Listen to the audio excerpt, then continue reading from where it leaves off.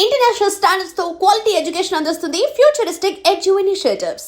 నెల్లూరు జిల్లాలో మరో లారీ బీభత్సాన్ని సృష్టించింది. దుర్ఘటనలో 6 అక్కడికక్కడే చనిపోగా మరో 3 తీవ్రంగా గాయపడ్డారు. క్షతగాత్రులను హుటాహుటిన హాస్పిటల్కి అయితే తరలించడం జరిగింది. ఈ లారీ అతి వేగంగా దూసుకురావడంతో పాటు సిగ్నల్స్ని కూడా జంప్ చేస్తూ దూసుకొచ్చింది. అటుగా అతి వేగంగా వస్తూనే చిన్న చిన్న బడ్డీలను, టాటా ఏస్ వెహికల్ని, 3 బైక్లను కూడా దూసుకొచ్చిన వేగంతో పాటు వాటిపై నుంచి రావటం వల్ల పూర్తిగా వాహనాలన్నీ కూడా నుజ్జు అయిపోయాయి. దుర్ఘటనలో భయానకమైన దృశ్యాలు కనపడుతున్నాయి. ఎందుకంటే అంత ఒక్క భారీ వాహనం సృష్టించినటువంటి ఈ బీభత్సానికి లారీ కింద నలిగిపోయి ప్రాణాలు కోల్పోయిన వారి అక్కడ ఉన్నటువంటి దృశ్యాలు చూస్తేనే ప్రతి ఒక్కరూ చలించిపోయారు, వణికిపోతున్నటువంటి పరిస్థితి కూడా ఉంది. అంత బీభత్సాన్ని సృష్టించింది ఈ లారీ. చెన్నై నుంచి విజయవాడ వైపు వస్తున్నట్టుగా తెలుస్తోంది. ఇప్పటికే ఆ ముందు కూడా ఈ లారీ ట్రేస్ అవుట్ చేస్తే కనుక సిగ్నల్స్లో కూడా జంప్ చేసుకుంటూ వచ్చేసింది. సిగ్నల్స్ కూడా క్రాస్ చేసుకుంటూ అతివేగంగా దూసుకొస్తోంది. ఈ ఓవర్ స్పీడ్ వల్ల ఈ దుర్ఘటన కారణమైందని కూడా చెప్పుకోవచ్చు.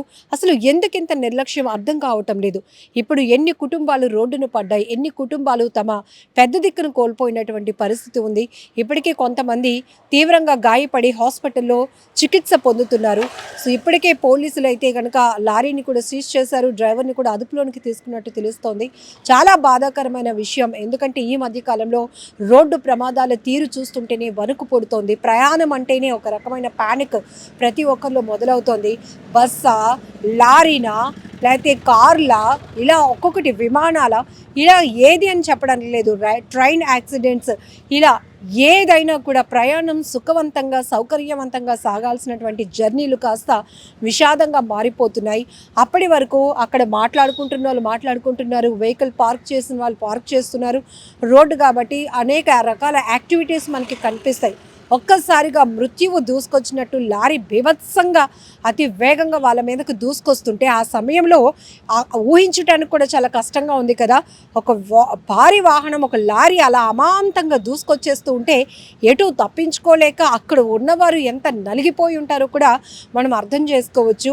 జనరల్గా సినిమాలో ఇలాంటి అంటే ఇంటెన్షనల్గా యాక్సిడెంట్లు చేయాలి అన్నప్పుడు అలాంటి వాహనాలు మీదకు వచ్చేస్తున్నప్పుడు ఎక్స్ప్రెషన్స్ అనేవి క్యాప్చర్ చేస్తారు. కానీ రియల్ లైఫ్లో కూడా ఈ వాహనాలు మృత్యువుల్లాగా మనుషుల కోరలు చాచి మింగేస్తున్నటువంటి పరిస్థితి ఉంది. మనుషుల నిర్లక్ష్యమే ప్రమాదాలకి ప్రధానమైన కారణం. ఇక్కడ వాహనాల పరిస్థితి కాదు, వెహికల్ కండిషన్ కావచ్చు, లేకపోతే ఫిట్నెస్ కావచ్చు, డ్రైవర్ యొక్క నిర్లక్ష్యపు నెగ్లిజెన్సీ డ్రైవింగ్ కావచ్చు, అతి వేగం, ఇర్రెస్పాన్సిబిలిటీ, అసలు బాధ్యతారాహిత్యంగా ఈ డ్రైవింగ్లు చేస్తూ స్టీరింగ్లు ఎటుపడితే అటు నడుపుతూ కూడా రోడ్లపైన బీభత్సాన్ని సృష్టిస్తున్నారు. అనేక మంది ప్రాణాలు తీయటానికి కారణమవుతున్నటువంటి పరిస్థితి ఉంది. ఇప్పటికే అనేక చోట్ల జరుగుతున్న రోడ్డు ప్రమాదాల వల్ల ఎంతోమంది అమాయకులు ప్రాణాలు కోల్పోతున్నటువంటి పరిస్థితులు ఉన్నాయి. అమాంతం ఇటు నుంచి వెళ్లాల్సినటువంటి వాహనాలు ఆ ఓవర్ స్పీడ్తో డివైడర్లు ఢీకొట్టి అటువైపు వెళ్ళిపోతున్నటువంటి పరిస్థితి. అంటే ఎంత భయానకమైన వాతావరణాన్ని క్రియేట్ చేస్తున్నాయో కూడా మనం అర్థం చేసుకోవచ్చు. తిరుమలలో కూడా తెలుసు కదా, ఫ్లైఓవర్ పైన వెళ్తున్నటువంటి బైక్ ఎంత వేగంగా దూసుకొచ్చి అమాంతం కిందన పడిపోతే అందులో ట్రావెల్ అవుతున్నటువంటి యువకులు చనిపోయారు.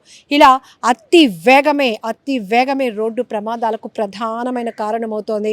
మరోవైపు ఈ ట్రావెల్ బస్సులు ఎక్కడ పడితే అక్కడే, ఈ మధ్య చూసాం కర్నూలు ఘటన తర్వాత కూడా అనేక చోట్ల ట్రావెల్ బస్సులు అయితే కనుక ఫిట్నెస్ లేకపోవడమో, అందులో నుంచి ఇంజిన్ ఫెయిల్ అవ్వటము, ఫైర్ రావటం, పూర్తిగా ప్రయాణికులు ఉంటుండగానే మంటలు ఎగిసి పడుతూ ఉండటంతో భయభ్రాంతులకు గురవుతూ జనాలు పరుగులు పెడుతుంటే క్షణాల్లోనే బస్సులు కాలి బూడిదైపోతున్నటువంటి పరిస్థితి. ఇవన్నీ చూస్తుంటే మాత్రం ప్రతి ఒక్కరిలో చాలా భయం అయితే నెలకొంటుంది.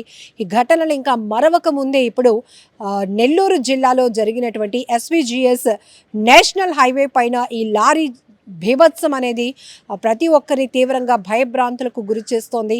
అందులో ఇప్పటికీ 6 చనిపోయారు, 3 అయితే క్షతగాత్రులు. ప్రస్తుతానికి స్థానిక హాస్పిటల్లో మెరుగైన ట్రీట్మెంట్ అయితే అందుకుంటున్న పరిస్థితి కూడా ఉంది.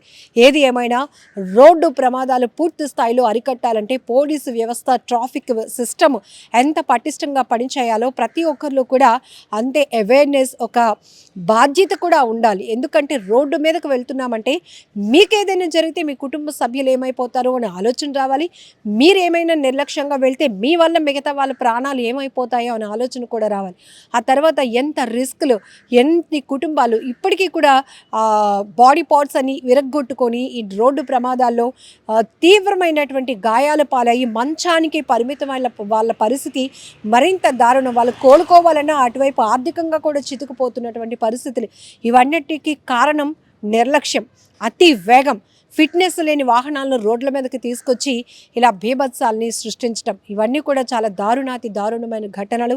ఏదేమైనా రోడ్డు ప్రమాదాలు పూర్తిగా అరికట్టాలి అంటే అటు మీ వాల్యుబుల్ సజెషన్స్ ఏంటో కూడా కామెంట్ బాక్స్లో మెన్షన్ చేయండి.